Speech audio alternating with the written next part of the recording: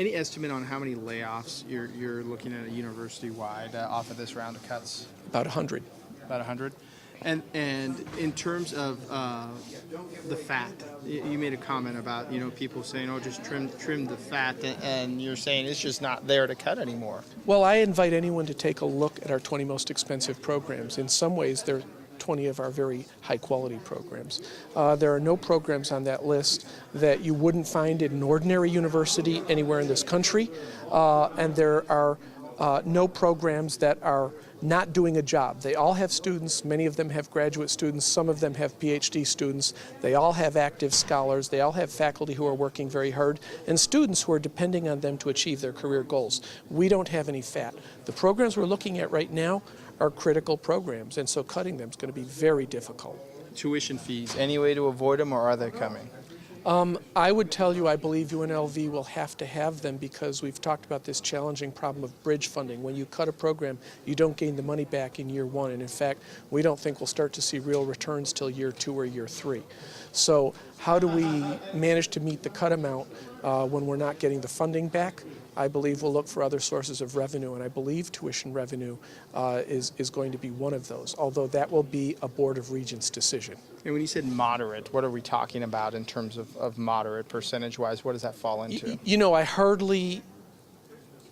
I can hardly answer the question about how much we'll raise fees, but I believe that something on the order of $10 per semester hour would help us significantly from a bridge funding perspective. And if you could explain the differential tuition that you talked about, if you can kind of put it in layman's terms and how that maybe will impact in making some of these cuts. Some of the programs on our 20 most expensive programs are programs the state really needs. Nursing's a great example. Nursing costs us more than 2 times what the formula gives us, which means every time we add a nurse, we lose money.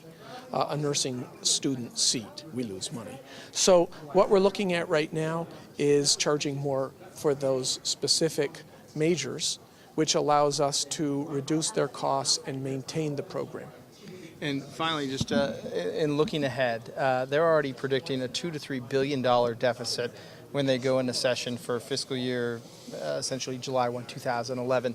At what point do you start sitting down and planning ahead, knowing that they may be throwing more on your lap? We start planning ahead for the next set of cuts now.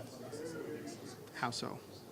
We have rolled out the list. We're rolling out our deliberative process. We'll have a ranked priority of programs. And my worst fear is that we will be right back here again sometime next year. And so I feel that we need to be ready for them. We need to have learned from this experience and be able to more ably roll out a set of cuts as needed so that we can continue to serve this state in some capacity, albeit a limited capacity. I lied. I have one more question. Just a message that you would want to send. You talked about maybe some people that were uninformed in terms of the funding for a university. For the people out there watching who maybe don't have any idea in terms of where you guys are at, what message do you want to send to them about how damaging 6.9% is? Well, it's 6.9% on top of 24.2%. So we're nearly 30% of our total budget having gone.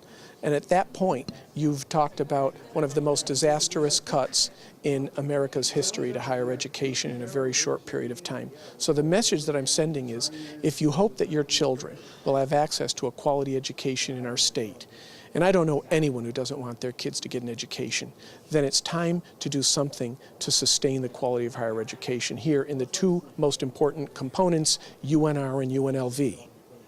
Very good.